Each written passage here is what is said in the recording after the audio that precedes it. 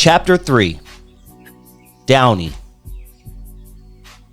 Leaving Bell Gardens the summer just before my freshman year in high school was hard.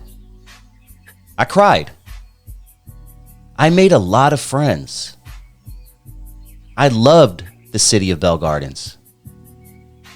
I was supposed to go to Bell Gardens High School. I even took my picture ID.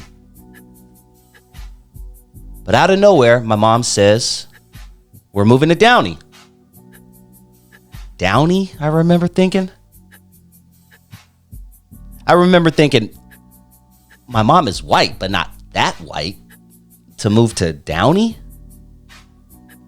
See, at that time, Downey was like 49% white. And all of the cities surrounding Downey, including Bell Gardens, knew that.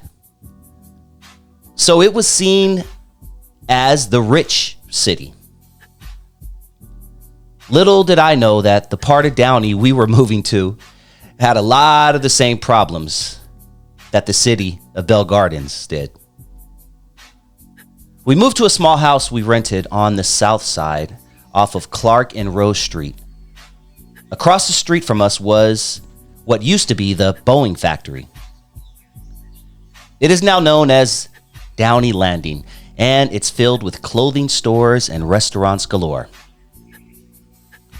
When I went to orientation at Downey High the days before I was to start, I remember standing in line looking around thinking, did I just move to Beverly Hills? It was just a trip seeing so many white people at this school.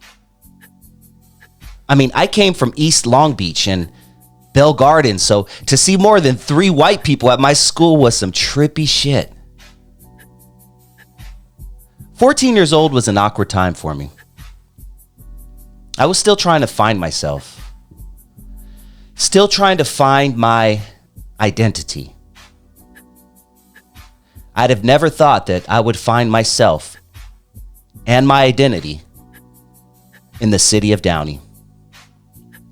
My first week there, every coach was walking up to me asking me if I play football. "You play football, kid?" The third or fourth person to ask me was a man who would later become sort of a mentor to me and my friends at an early age. Coach Bob Weston. "Boy, we need to get your big ass on the football field," he told me.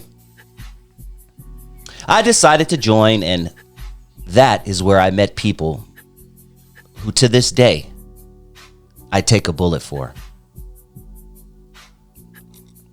Moving to Downey, I met one of my other favorite people in the whole wide world. My best friend Camille, aka K Smooth. Man, what a character. We're still friends to this day, 30 years later. He lived in Compton and was supposed to go to Dominguez High School, but he and his older brother were using a friend's address to be able to go to school in Downey and play football. From day one, him and I were inseparable. In fact, he has a much better photographic memory than I do on these things, so I'm going to let him tell you how we met. 9th grade, 1992, freshman football, and we had a general math with I can't even think of the lady name, but I can't remember her math teacher name. She's a little cutie blonde head teacher. And I remember when I first met you, I actually thought you were Mexican. Because the way you used to wear your hair long, and then you had the wearing the little Pendletons with the spray can T-shirts underneath.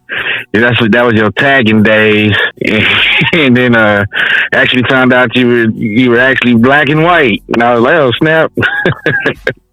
But yeah, that's what I remember. I remember you being a tagger. Another person I met in 9th grade is another guy who is still one of my best friends to this day. Kevin, aka Step 2. Every day after school or football practice, we rode our bikes home together since we lived in the same direction. Step 2 was another one who came from the city of Compton and was new to the city of Downey. During those bike rides home, Kevin and I formed a friendship and a love that still goes on to this day. Him and I's story gets much better in 10th grade, so I'll tell you more about step 2 in a later chapter. My first year at Downey High was interesting. Even though I was this kid who was struggling with his identity, big hair, dressed like a tagger, spoke like I was an extra fresh off the set of American Me, I just so happened to gravitate towards the black kids at the school. There was a very small population of black kids, and they all hung out under a tree next to the cafeteria. Later, we would gravitate to the cafeteria bench right in front of the big window as soon as you walked in. That is where we sat for the next 4 years.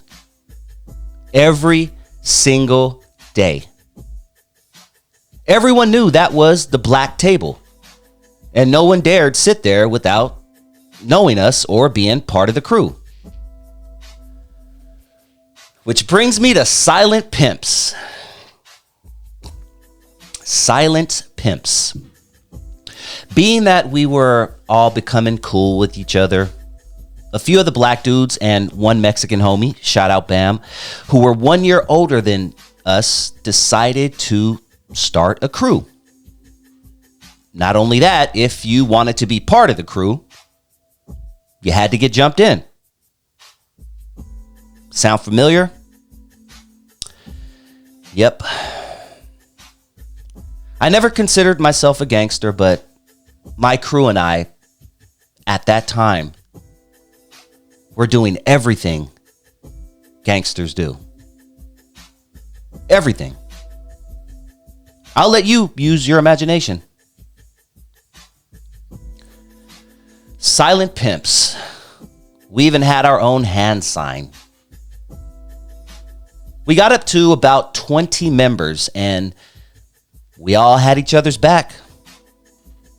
No matter what. One of the first tests was when we had a race riot at our school, and we were completely outnumbered. Yes, you heard that right. A race riot.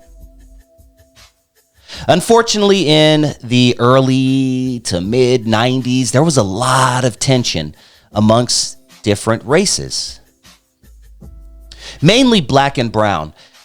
Paramount High School had race riots, it seemed like almost every week. Schools in Compton, same thing. Long Beach, etc. So much so it became big news and was getting coverage on the local stations. Well, we at Downey had our own race riot. Except it was a little bit different. This was the blacks, us, versus the whites, who outnumbered us by a huge margin at that time.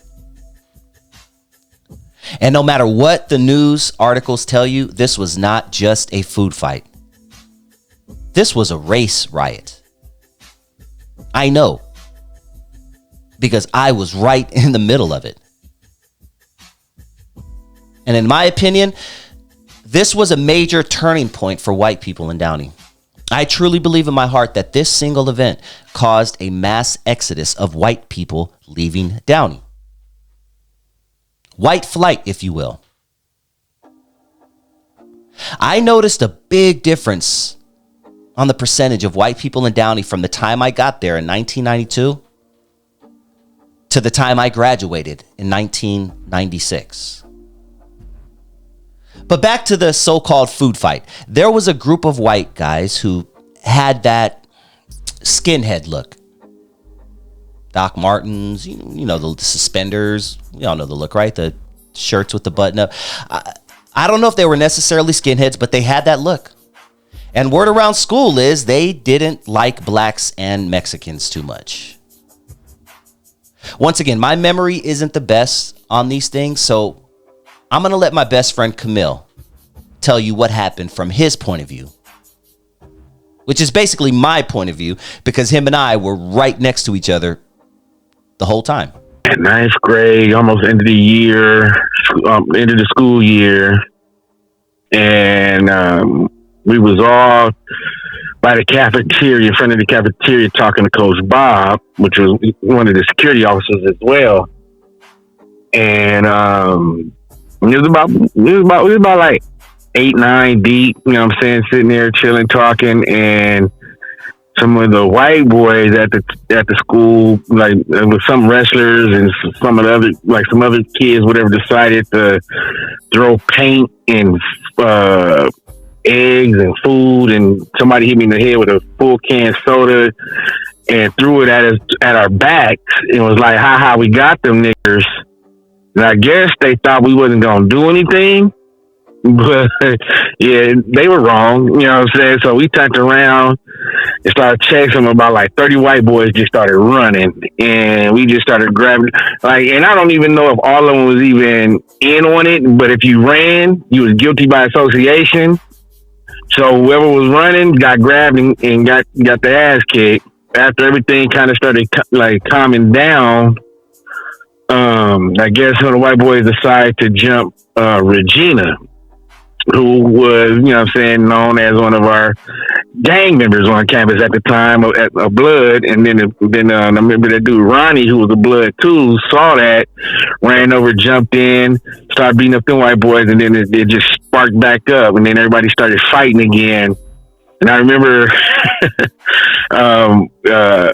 Swan almost beat up the head, like, and almost knocked out the head football coach Dunaway, because there was a big crowd of us like fighting, and he ran up behind Pete to grab Pete. He was like, "Hey, stop!" And Pete turned around and was swinging on him, and he was like, "No, Pete, it's me." And he was like, "Man, you don't run up behind people while they scrapping, you know what I'm saying, in a big old brawl, because, I mean, you gonna get mistaken as somebody who was involved in it." But luckily, Pete caught us up before he wound up punching him out. Big old fight broke out again, and I remember the school tried to cover it up, because I remember I get home, me and my brother Robert Burnett and us, we get to the house and our clothes is all messed up, and our dad was like, "Hey, what happened to y'all clothes?" So we tell them what happened or whatever, and so they go up to the school to go talk to the school. So when they get there, the school tells them like, "Oh no, it was just a food fight," and tried to cover it up as just a food fight. And because I remember the police even wind up coming over there and in riot gear, you know what I'm saying, later on to break stuff up. And that's how, you know, like, I knew, like, the white people, like the white parents and them and Downey had money and connections, because this shit didn't even fucking make the news, no nothing. That shit was just on hush. And like, and it went in the paper the next day as a food fight. So yeah, that's what I remember. So that was my introduction to Downey High School. In the next chapter, I'm going to tell you about my 10th grade year.